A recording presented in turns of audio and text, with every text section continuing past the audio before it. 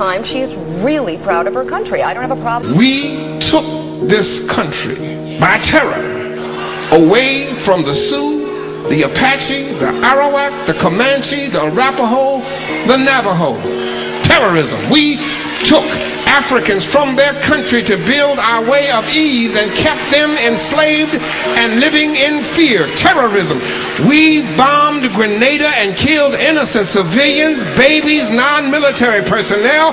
We bombed the black civilian community of Panama with stealth bombers and killed unarmed teenagers and toddlers, pregnant mothers and hard-working fathers. We bombed Gaddafi's home and killed his child. Blessed are they who bash your children's head against a rock. We bombed Iraq. We killed unarmed civilians trying to make a living. We bombed a plant in Sudan to pay back for the attack on our embassy. Killed hundreds of hard-working people, mothers and fathers who left home to go that day not knowing that they never get back home. We bombed Hiroshima. We bombed Nagasaki. And we nuked far more than the thousands in New York and the Pentagon. And we never batted an eye. He would not have been my pastor.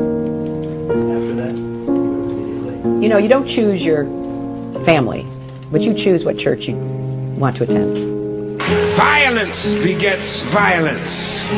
Hatred begets hatred. And terrorism begets terrorism. A white ambassador said that, y'all, not a black militant.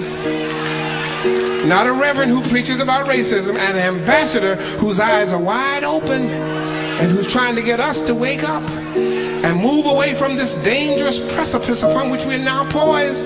The ambassador said the people that we are wounded don't have the military capability we have, but they do have individuals who are willing to die to take thousands with them, and we need to come to grips with that. Let me stop my faith footnote. It is the character in question of Barack Obama. I do not trust him, and quite frankly, do not hold Roe versus Wade over our heads, because if the best thing that these boys in Washington can do for us is Roe versus Wade, I think you need to go back to the drawing board. Roe versus Wade is nothing enriching for white school children to be bused across town.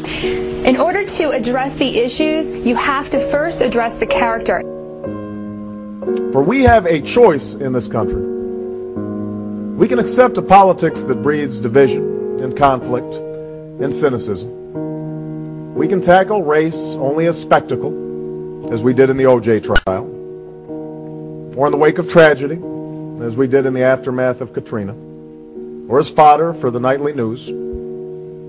We can play Reverend Wright sermons on every channel, every day, and talk about them from now until the election, and make the only question in this campaign whether or not the American people think that I somehow believe or sympathize with his most offensive words. We can pounce on some gaffe by a Hillary supporter as evidence that she's playing the race card. Or we can speculate on whether white men will all flock to John McCain in the general election regardless of his policies. We can do that. But if we do, I can tell you that in the next election, we'll be talking about some other distraction. And then another one. And then another one. And nothing will change.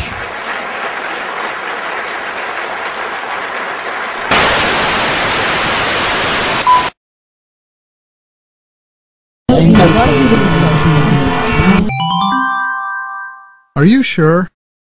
No problem.